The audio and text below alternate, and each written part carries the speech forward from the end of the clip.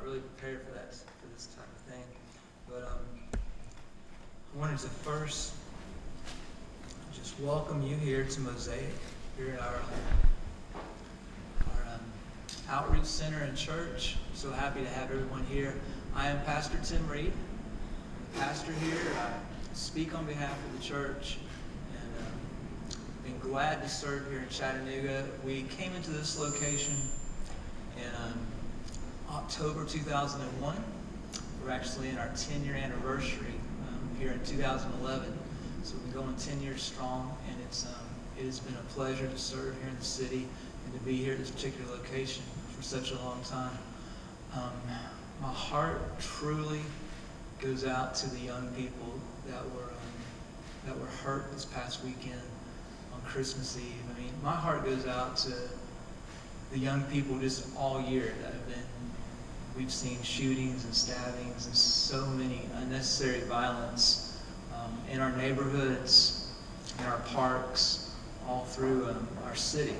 And not just our young people this past weekend, but so many of them this whole past year have a heart for. There's a lot of them I know.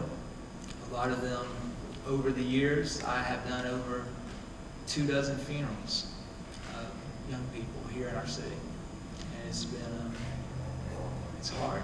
Hospital visits, funerals. When I signed up to be a pastor, that was never what I even imagined or thought of. It's some of the hardest parts. I know we were in this together as we press on. I want to read the press release. I know some of you got here a little early, so you had a chance to look at it, but I just want to read through it and then allow you opportunity for any questions pertaining to the press release or pertaining to anything that's on your heart or mind concerning our ministry or this past weekend. Is the Mosaic Church youth ministry to at-risk youth the cause of the gang violence, or is it part of the solution? What really happened Christmas weekend? An ambush by the gangs against our youth. What happened this past Christmas weekend was a tragedy and an ambush. The shootings were not two rival gangs fighting. We at Mosaic know that gang members seek retaliation against many of our young people who have walked away from the gang lifestyle and have pledged to join our church's gang, Gathering a New Generation is the name of our gang acronym we use there. We proactively protect against these realities by always having off-duty police officers and professional security at all our outreach events. None of our youth at the Christmas party that night had weapons on them. They were searched before entering the church, and there were no weapons of any kinds used in any way inside at our event. They were searched by the off-duty police officers and our licensed professional security that we use. We had 10 that evening. I don't think it's a law yet, but there was a suggestion to have at least a licensed professional security or an off-duty police officer, one for every 50, whenever it comes to an outreach like this. We had 400 youth here that night. We had 10, so if you do the math, we could have had up to 500. I do also want to point out, when it comes to our security, beyond that, we have our church members that volunteer, and we have another dozen or plus that are around here to help with those things. And then we have youth counselors on hand. But let me pick up. They were searched before our event. When we dismissed the Christmas dance at 11:45 p.m. because curfew on Saturday nights is 12 a.m., all 400 of our youth left in an orderly fashion, preparing to go home. What we did not know was the violent gang members were waiting in ambush outside our church, driving by in cars and on the street for our youth that night, or that they would open fire on innocent bystanders when our youth left the dance. Our youth were the victims in this tragedy. Our youth have chosen to walk away from the gang lifestyle, but they remain in harm's way because of the violence of Chattanooga's current gang members. Again, the shootings were not two rival gangs. Rather, a violent Chattanooga gang ambushed our church's nonviolent gang, which again stands for Gathering a New Generation. Those who have chosen to walk away from the gang lifestyle and chosen a new life in a community in Christ Jesus. Other corrections to the prior news stories that I've seen so far. There was no fight in the building at the end of the evening that caused the dance to close. We closed because the curfew laws is planned, and we always obey the curfew laws. I was thinking about the fights. There was just no fights that night. There was at one point 2 young men that exchanged words, and we thought it could escalate into a fight, and because they were talking disrespectful to each other, we kind of have a no tolerance policy. We had them leave. And then this other point right here, we had 3 youth reportedly threw up gang signs during the dance party, and when this was observed by party security, these 3 youth were immediately escorted out of the party and were not allowed to participate. It is our standing policy to have a zero tolerance of gang signs at any party, and violators are escorted out of the party. So we did have to escort 5 young people out that evening. It is true we had a midnight candlelight communion service at 12 a.m. This worship service included the singing of 10 traditional Christmas carols, the reading of the Christmas story from the Gospel of Matthew and Luke, and communion. Afterwards, church members were welcome to stay and fellowship over coffee and Christmas cookies until 2:30 a.m. No teenagers were allowed to stay for this service unless they had parents attending the service. So all the youth that were here did not have a guardian or a parent that attended our church. So they had to leave. Only the youth that have family members that are older, because that would be breaking the curfew law, and we have tried to stay with that. At no time during the youth Christmas party or candlelight communion was alcohol served or sold. Bread was dipped in wine during communion, and grape juice is always used for children or anyone else under the age of 21. Because there was some rumor that there was alcohol for some reason. And that's absolutely false. There was no alcohol at all at this party. In some media outlets, there has been discussion of lewd flyers and postings on social media for our youth group's Christmas party. Sadly, this is true. We cannot control what teenagers do through Twitter, Facebook, MySpace, or YouTube. Some youth make these things up about our outreach events or worship services thinking they are being funny. Others do it out of malicious content. We do our best to try to stop these, but many times they are out of our control through social media. Chattanooga does have a gang problem. At least that is our stance here at our church. We believe in what we've observed and seen. Chattanooga has amazing accomplishments as it continues to grow and flourish. Chattanooga's biggest issue that it currently faces is its gang problem. And we reflect on the past acts of violence, from shootings, stabbings, vandalisms, and theft in Chattanooga where they have taken place. In Coolidge Park, Renaissance Park, on the Walnut Street Bridge, near the movie theaters, near the aquarium, and many other great locations of our scenic city. We know that the locations cannot be blamed for these terrible acts. There is a gang problem in Chattanooga, and we ask the city officials not to use Mosaic Church or our youth ministry, Fathom, as a scapegoat for the gang problem of our city. We ask for a joint effort to bring a solution to the serious problems that our great city faces. Excluding youth from downtown does not solve the gang problem. Some attempts to seal off areas of the downtown from youth have had worse results. Chattanooga city officials have consistently responded to Chattanooga's gang problem by trying to move Chattanooga's youth out of parts of the city where incidences have occurred. Is this a viable solution? When city officials decide to institute a curfew and stringent rules to keep youth out of Coolidge, the youth of Chattanooga moved across Walnut Street Bridge and across the river to the downtown district. That just happened this past summer, if you'll recall the instances that happened around the 4th of July and such. Is it the city's position that youth should not be allowed downtown? Where will they go? Where do the youth who are not in gangs and want to choose an alternative go after dark when the rec centers, businesses, and churches are closed? What are the alternatives? Are other churches and ministries and citizens willing to provide places for these young people to go? How our ministry is addressing Chattanooga's gang problem. Fathom Youth Ministry, the Mosaic Church, has actively been involved in Project Gang ministry, gathering a new generation since 2003. Project Gang, gathering a new generation, exists to reach, save, and mentor gang members of inner city Chattanooga. Fathom Youth Ministry of the Mosaic Church has been implementing Operation SWAG, spiritual warfare against gangs. You heard that word swag talked a lot in that lifestyle. We take their phrases and we kind of turn them on their ears to reach them where they're at. Because a lot of the young people, they're not particularly saying, I want to join a church. You say you want to join a gang, you want to join, gathering a new generation, you want to have swag, you want to have spiritual warfare against gangs, and we use this language to reach them.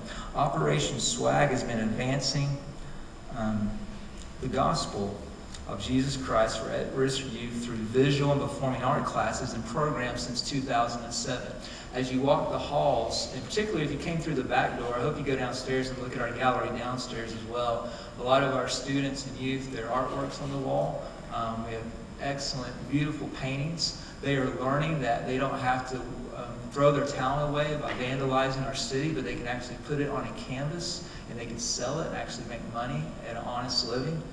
We encourage that. We want to take the raw talent they have, and through many of our art teachers that are volunteering their time, teach them the correct way to hone their craft so they can better their life. That's Project SWAG. And we've been doing that for about 4 years, since 2007. Project Gang, Gather a New Generation, Operation SWAG, is the answer to the ongoing gang problem that is plaguing Chattanooga. There was not one other church in Chattanooga that was willing to be open for at-risk youth who have little to no family on Christmas Eve or Christmas Day.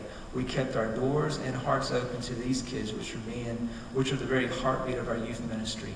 I do believe there's a lot of really good churches in our city, a lot, and so I'm not trying to come down on them. I'm just simply stating that for what God's called us to, those doors were not open for those kids. The churches were closed. There might have been a communion service or something quick, but there wasn't really something connecting them. And this is, I think, in our little subculture reality, we don't see that these kids hurt so much that they don't have family to go to on Christmas Eve. Like, why would there be 400 teens out on Christmas Eve?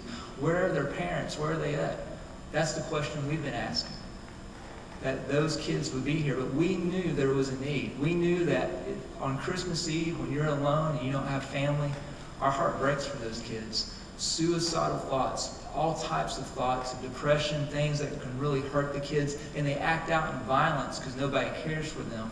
We say we want our kids to have a place to come on nights like Christmas Eve and times when they really need some family to care for them. So we have opened our doors for them at these kind of odd times where other churches or people normally goes like, well, why would you do something like that for teenagers? And I understand looking out from a different culture, it might seem a little odd.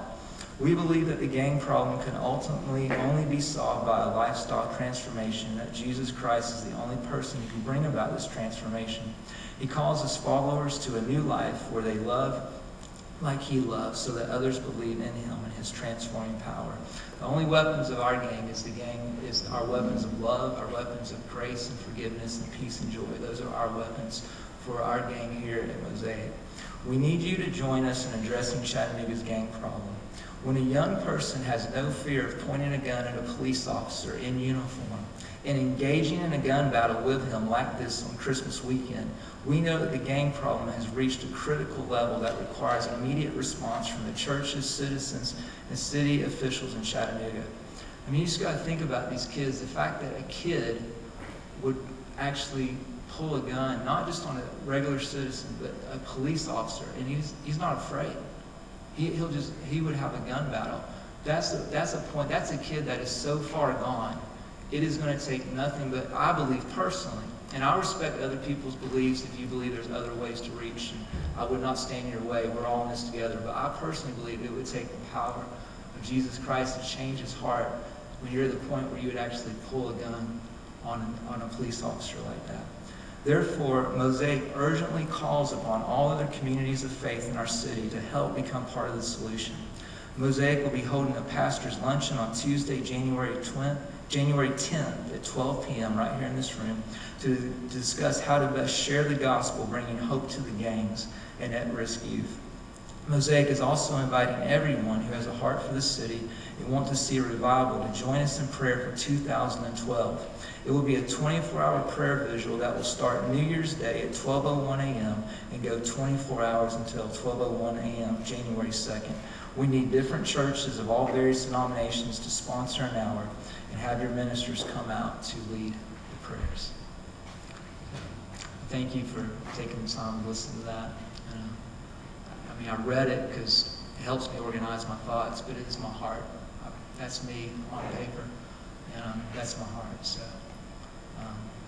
Any questions? When the city starts using phrases like nuisance and nightclub masquerading as a church, does that give you an indication that there's an effort on their part or on the city or on the police department's part to work with you to make this venue safer? Or do you think they're targeting you to shut it down?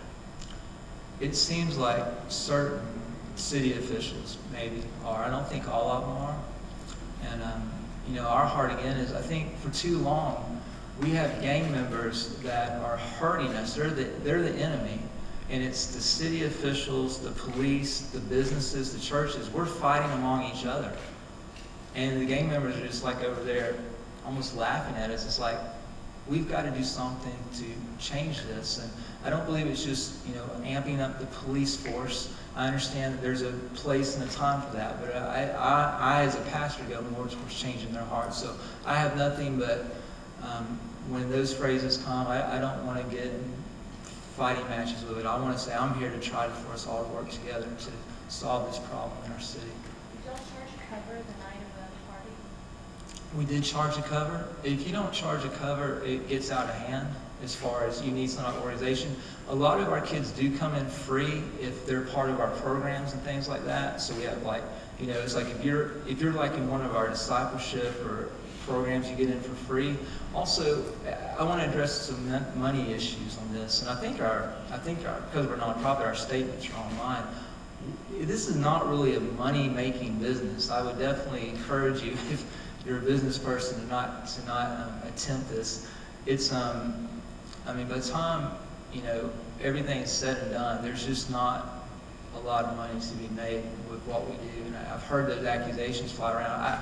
I can't really, I won't give you exact numbers. I think the numbers, at least from last year's, is online and the years before, but it's not very impressive as far as that goes. But I do believe the lives that have been changed are impressive, and the numbers of those kids that have been. If it's the organizations or the entertainers who come, you have board, is it left to you completely? And the second part of that is, do you feel like you have an obligation to see that those groups uphold the mission of the church? Right. I've been on both sides of that fence before. I came from a background where our youth pastored really conservative denominational churches, and I saw there's a lot of good in that.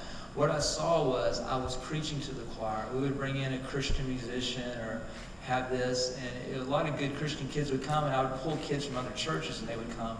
What I've basically done at this point is the music they listen to on Power 94 and the other pop stations, I let it play. I don't agree with a lot of the words. I don't agree a lot of the moral values that come across that. I don't. And we do throw a lot of positive and Christian hip-hop concerts here. We bring the bands in. They never make money because the kids they don't play it on the regular radio stations. And so a lot of people know us for bringing a lot of Christian concerts, and we still do that. But that is preaching to the choir when we do that. So we do allow music that is not Christian in here, and you might even say is bad music. And I would definitely say it's bad music. I'm a father. I've got two children. They're smaller, but I would, even when they're teenagers, I would not want them listening to that music as a father. But these kids don't have that, and I don't want to preach to the choir. And I'm gonna take a few liberties with that, and that's not for every church, and I understand that, and I respect those churches that I guess the majority that choose not to. So you do have a board, or you make the decision? We do have a board. Yes. I'm sorry if I didn't answer that correctly. We do have a board that talks about what our outreaches will be. I'm so confused as to if this hybrid business model of a club or church, how it works, and are you Club Fathom or are you a church? Okay. Because if you Google Mosaic, it comes up Club Fathom and a day with cover charge. Okay, that's good. If you're not used to church, you might not understand this. Most churches have youth groups now, and their youth groups are called something. They'll be called, the Solid Rock Cafe I think that was Abba's House youth group for a long time. They had the thing called the Solid Rock, and they would call their youth group that. Abba's House and the Solid Rock Cafe, that's their youth ministry, but Abba's House is the name of the church. Now, I'm not trying to bring them into this. I'm just trying to give an example. Our church is Mosaic. Our youth ministry is Fathom. And really the club part, when you think about the club, think of more like Boys and Girls Club or Young Life Club. We're not trying to go for that type of club on things. It's more about that type of club. But that is the name of our youth ministry, Fathom, in the church in Mosaic. Yes. I know a lot of this party Saturday was advertised on social media, where all the teenagers sort of connect. I did some searching and saw that, saw the group that was advertised to be playing here. And I feel like, I listened to some of the music and really was surprised by some of the lyrics. And if you're advocating for youth to get away from the gang life, these aren't the songs you would want them to hear, I wouldn't expect. Right. It goes back to even if you ever hear me preach on Sunday, I use movie clips from PG-13 R-rated movies. I take the movie clips and I use them to teach the gospel of Jesus Christ. Now again, I know there's a lot of Christians that would say that is wrong, and I understand that. I will take that music, I will take a secular band, a secular rap group, put them with Christian rap, let them hear it both and bring in both. Again, not so I'm just bringing in Christian kids or the good kids. I've often been thought, this is a Christian club. It is actually a Christian club, but it's not the contents of, it's just always a bunch of good Christian kids coming in here. We have times like that where it's nights of worship, places packed with Christian college students, Christian young people, and they're worshiping God. But that is not our main mission here. Our main mission is to reach those that are the hurting, the least of these, those that are the unlovable, least expected, least deserved. Bill? We're talking about alcohol. We have another event this weekend. Bill is BYOB. That's good. You're all welcome to come to that event this weekend. This is a fun thing. BYOB is bring your own Bible.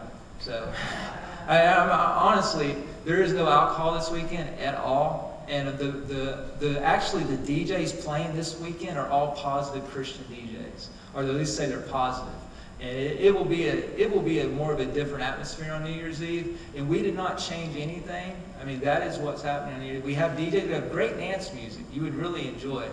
And I invite, this is not just a youth event. This is kind of a family-oriented event because some of the DJs, they play kind of this jazz funk that some of us older people might even enjoy. You can kind of slow it down and enjoy some dancing with your wife.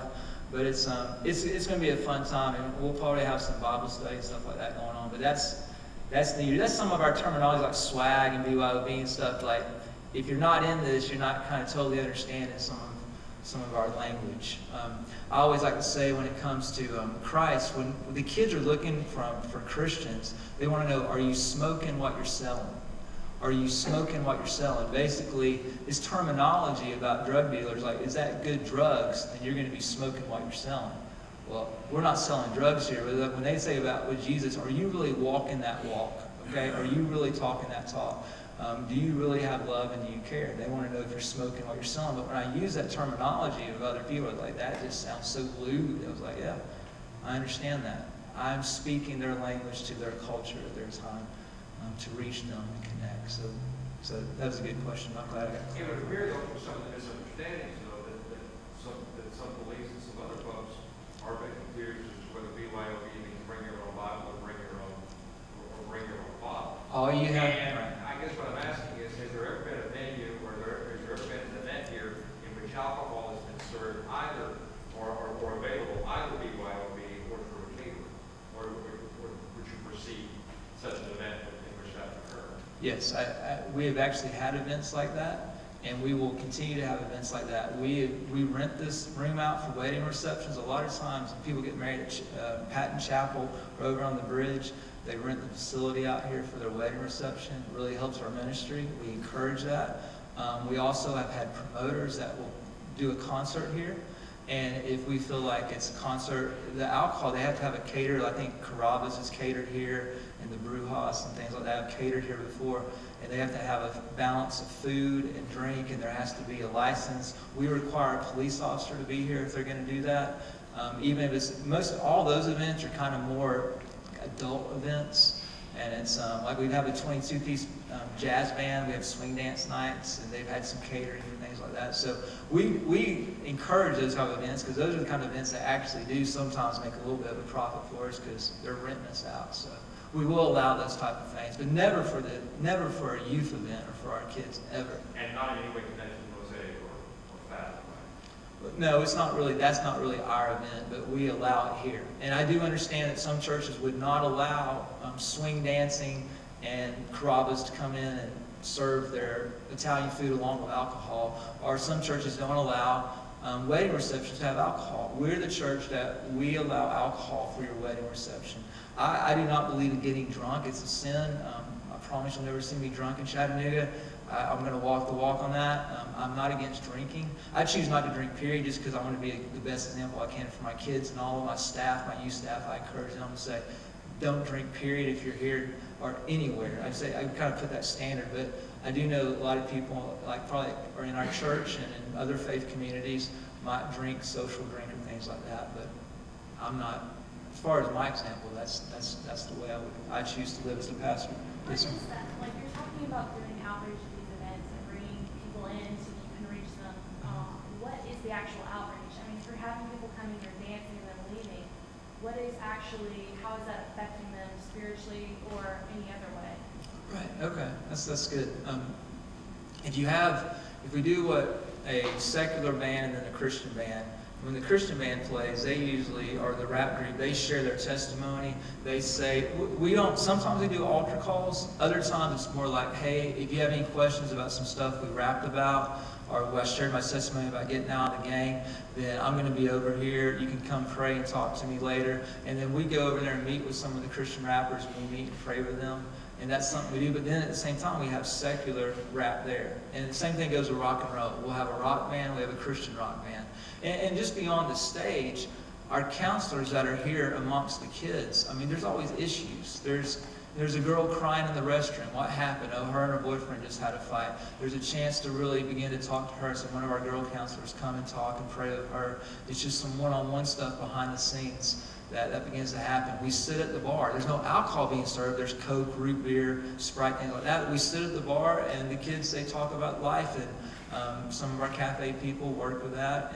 And again, with the cafe, we're not making a lot of money selling Cokes or root beers or the water. We have never personally sold alcohol ourselves. We're not applying for a license. That's not something that we want to do, but we do allow it for, if you have the proper pay. I won't get one more. What outreach happened that night, though? I mean, I know you're talking about generalities, but that night, were there counselors there? Was a gospel message shared? Was there an altar call there? Or was it just secular music?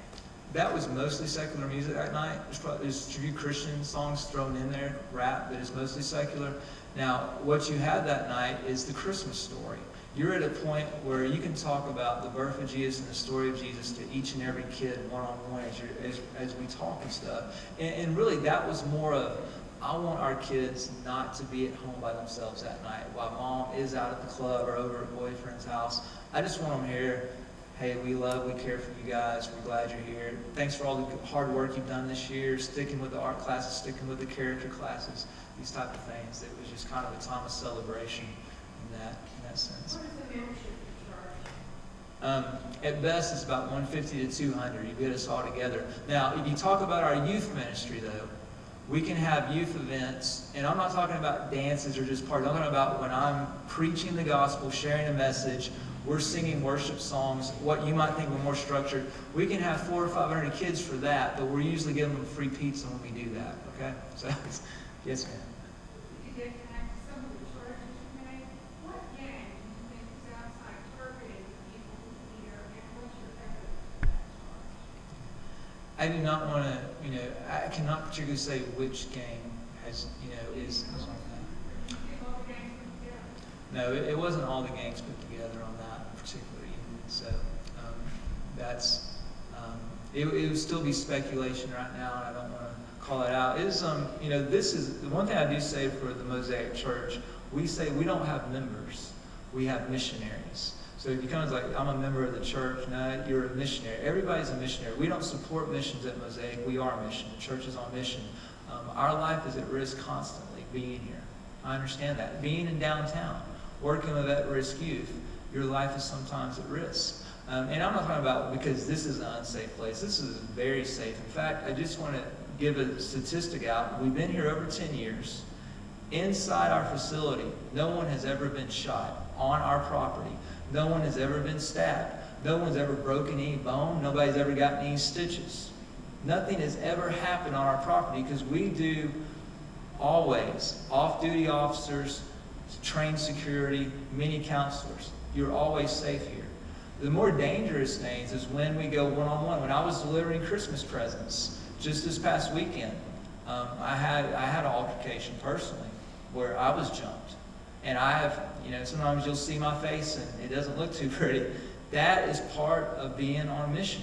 And you're down there, and sometimes my particular skin color does stick out a little bit among some of the areas, and it's just there. And it's known. I don't drive a nice car, I drive a little Ford Ranger truck, but still, I come down, and there's some dangerous areas. When you're down working at the rec centers, things like that, it's on mission. I commend my church members and those that have given their life to be that they're not members, they're missionaries. And so it's in that place. Bill? Yeah. Go back to last weekend, you said it was more or less an ambush.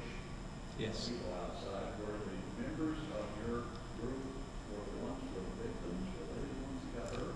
Yes, this is the youth that left here. There was no fight. We closed 11:45. We allowed 15 minutes before curfew. They went out orderly. Everything was fine. Once they got out there, there was shooting. It looked like cars driving by. It looked like there were shooters posted. Here is, again, I'm speculating. This would be more for the police, so I want to make sure I emphasize I'm speculating on how this went down. We definitely had gang members coming that were here. I do not know this for a fact. Out of the few young men that we made leave that threw up gang signs, they very much could have gone and called their friends, and they could have gotten some type of weapon. They can be some of those, but again, I'm speculating on how that could be. I do not know all the behind-the-scenes things. I do know this. Gang members and my kids that come out of the gangs, they're constantly threatened. Where the gangs, not just here, they go to their houses, they at school, everywhere. And you look at our organization being here for 10 years versus any school in this city, of never having a gunshot, never having a stabbing, never having anybody break a bone or get stitches or anything major like that. Our record for having thousands of young people here every week, and the fact that we've been able to have here 10 years with no incident like that on our property, we've secured our place very well.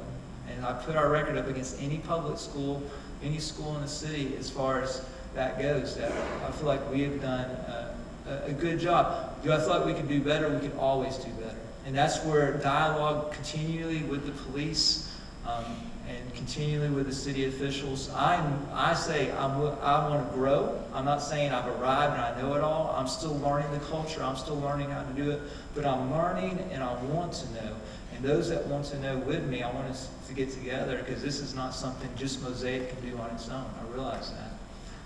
But it's not something just the police can do on their own, or the politician can do on their own, or the business, or the church. We have to all come together. And I really do call on the church because I'm the church. And when I say I challenge the church to start opening their doors and opening their hearts to these at-risk young people, that's where I really call the church to a challenge. Because I was at that traditional church being that youth pastor for those good kids. And I understand that. There's a time and a place for that. But there's a lot of kids that are hurting, and they end up running to the gangs if they don't have a place to belong. Every church should offer a gang ministry for those kids to belong, I believe.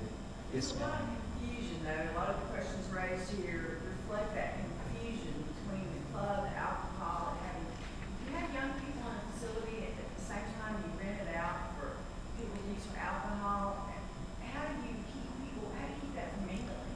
I think it's like the Bessie Smith Hall. Bessie Smith Hall has so many great positive events for young people, but they also have many events that are adult-friendly alcohol. And you have a lot of mixed facilities like that. And I think there can be, there's real clarity on what events are happening what night for the groups that are coming. So, and maybe I can continue to try to communicate that better through public relations some way. And any suggestions, I will take the help. And I know that I could probably do better. Yes, ma'am. Do you worry that holding events like Saturday that ended up the way it did, things like that, do you worry that will ruin the reputation of the church? I mean, some people I've spoken with since then didn't even realize this was a church. They thought it was just a club. And so they don't realize what you're saying it is. Right. I understand that. I don't really really concerned about our reputation as far as that goes. I do want to be a good representative of who Jesus Christ was in the gospel. I understand that Jesus' reputation was a little scarred from time to time, and he would be accused of being possessed by demons, or he was accused of being a drunk. He was accused of many things. And I understand, but it was more about Christ was on mission, and he loved those that were the least of these. There are prostitutes that are actually come to a church service here. And it's like, well, you have prostitutes at your church, or you might have some at-risk youth that come that have done some crime in the past. Like, I don't know if I want to go to that church with those people. I understand that, but that's who God's called me to. And but you see, we have business people that come to the church that have families. That night at the communion service, I had, so many families of little kids running around for the communion service, and pregnant ladies and that, and they're right there, and they understand the risk. Some of us will fly across the country to Africa, and there's so much, the child soldiers in Uganda, and risk your life. Some have chosen to come in downtown Chattanooga for the child soldiers that are here. We've talked about child soldiers in Uganda where they force kids to learn how to shoot guns and hurt people. We have child soldiers in Chattanooga right now, Tennessee. And the church needs to wake up, and the missions that want to go help. I'm encouraged by that. We're called to go everywhere. But we have to start right here at home as well. It seems that hosting a rap group with lyrics I heard about smoking weed and having sex, and not in that friendly of words and terminology, blurs the line of a church and outreach. I understand it's music that these kids are listening to, but it's not the music you listen to when you come to church. Right. It's not. And it's not the music that I listen to particularly. And I will tell you that our kids, as they begin to get out of that lifestyle, begin to replace their albums and their iPods with stuff like Grits, DC Talk, Pedity, these Christian rappers. It's amazing. But you can't just all of a sudden say, it's all Christian rap, that's all it is. It's all this positive rap. You can't bring the kid over to that like that. It can't be like that hard. I've tried it that way, and I've seen that it's not working. I understand your concern, and I hear your heart on that. And that music, a lot of that music grieves me. It's sad to hear what's being rapped about and talked about. And, so I do hear what you. You've alluded to other churches and pastors and inviting them to sign up for this mission with you, which I applaud. There is a local pastor, Kevin Locke, who has expressed this recently in a pretty public forum. He has attempted to reduce this to a matter of political party. The Republicans do not have the answer, and they are not helping the problem. Would you concur with what this pastor says? Is it that simple? I don't do politics. If it's Republican, Democrat, Occupy, Tea Party, all of them, Does if they that insult you as the pastor of this church that somebody would attempt to reduce a problem of this magnitude to mere political? I don't take it personally, but I don't think you can just reduce it to make it politically in that sense. But I'm more speaking as a pastor on that. So I keep politics out of the pulpit here on all that. Yes, sir. You acknowledge the dangers you face when you first go to their communities. And you've got to admit the dangers associated with bringing them to the downtown community. So when you take secular groups and you bring them here, then you're going to be attracting some not as attractive, or people who aren't receptive to your message. But you're not going to let them do it. They're going to come here because they're a little slack. They're going to come here because they think BYOB isn't going to be violent. So now they're going to be outside. And you wonder if some of the shooting possibilities from this past weekend could have been kids that you asked to leave. So now you've got all these people outside. You're going to be coming here on the disease with a great potential for violence and danger. What are you doing to mitigate that? And how are you going to make the people in the downtown community safe? Well, I hope the police, definitely, and I do believe the police are understaffed and underpaid, and if I could vote, I would definitely pay them more and hire more of them for that particular job. I will say the movie theaters, the urban youth are attracted to them. The urban youth love Coolidge and all the little, things you can do. They love to walk the bridge. We can't get rid of the bridge. We can't tell the movie theaters to shut down. I mean, you talk about breaking a curfew. All the kids that go to the 9 o'clock, the 10 o'clock movie and get out after midnight all the time, they're breaking curfew. I don't want to attack the movie theater for that, though. But it's like, we can't just say we're going to treat these urban youth, at-risk urban youth, like animals and say, we don't want you downtown. We're going to push you out here. We're going to try to make it impossible for you to be here. We have to humanize it. We have to treat them with respect and treat them with love and let them know, we're here too. We care for them. We love them and that. So, sir, back there, it's a new. Hey, I'm Patrick Campbell. I'm pastor of that tradition church that you're talking about. Thank you. I have a question for you. I run a ministry called the Ministry of Hip Hop, and I've done extensive research on hip hop. And hip hop began as a rebellious culture of youth that actually, in their statement, Africa Bambaataa statement, he said that Jesus Christ is not the Son of God. How do you reconcile a culture that says Jesus Christ isn't the Son of God? How do you reconcile that by playing hip-hop music and supporting hip-hop culture? I know this, that in the faith community, there are many churches that believe that rap is wrong and it's evil and it's bad, or hip hop is, and there's other churches that believe rock and roll and all these styles. I believe that God created all forms of music, that all creativity, all art comes from God, and it's man that makes it bad or evil. And so I'm particularly that country, rock, hip hop, any form of music God can use. And I believe God created all forms of music. I respect that you don't believe that. I do understand that there's many churches that believe that Christian rock is wrong, or rock and roll particularly wrong, or rap, or hip hop is wrong. But that's just, we're different. And I respect other churches that they're going to reach out and do different things in different ways. So Mosaic is very unique, and this is the way we're called to do. And we're probably right now currently the only one in our city doing it this way. It does not make us better than any other church. We're definitely not that. We're just, God's called us to a unique ministry in the way that we care for the kids. You also said that Jesus Christ participated with sinners and he was around sinners a lot. But the difference is when Jesus Christ was around sinners, what he did, his very presence convicted them of sin. He never participated in their sin by playing music that cursed or playing music that promoted gang violence or something like that. So I just wanted to just let you know that I understand your purpose, but you have to also understand the culture of where kids come from. Okay. And when you play music that promotes violence, it will produce violence inside or outside.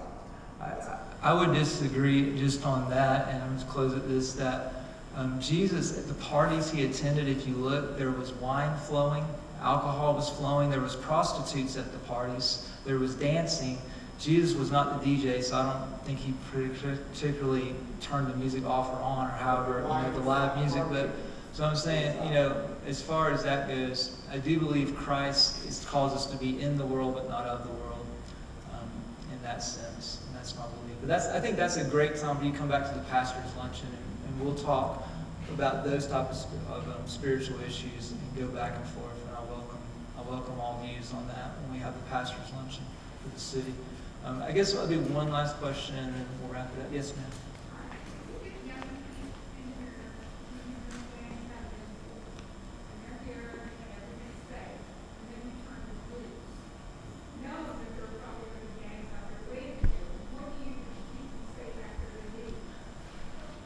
I would love to adopt all these kids, but just these kids are not with me or all our counselors all the time. So even if we don't have an event, they're still going to come to Renaissance Park and Coolidge Park and these places. And let me share one little quick thing where in my story later on, you might want to research Renaissance Park because of the wooded area. What's happening with a lot of the middle-class white kids, they come down here and buy their drugs from urban poor kids at Renaissance Park back there in the wooded area. That funds the gangs, it funds their guns, it funds a lot of things that are happening. We have to sometimes step back and see the drug problem that's happening with upper class and middle class, predominantly white kids that fund this type of problem. And it happens, particularly in Renaissance Park, because a lot of those kids are afraid to go to the projects to buy it. So they start at Renaissance. And What's your point? my point is, with that, is that we wake ourselves up to the fact that it's not just, the urban poor kids that are causing the problem, but it's the, it's the funding on them. They're funded by kids in upper class and middle class by paying for their drugs and things. So the same problem is the middle class problem? I think it's a youth problem overall. If you have a drug problem in the middle class and upper class kids, it affects the lower class kids. And so it's overall, it's winning the hearts for the young people.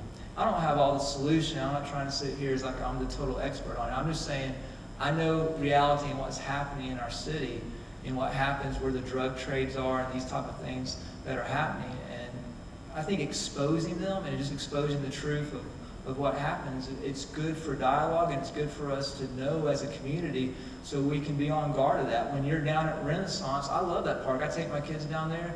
I love Coolidge and all that. And I think, I think it's us to being aware, being not afraid to, to pick up and call 911 and say, hey, I think, I might look like a fool, but might be suspicious. I don't know what's going on back here or something. It's just, all of us being diligent in what we do and in that. So, yeah, throughout this week, I will do my best to be available to you if you want to talk to me further one-on-one.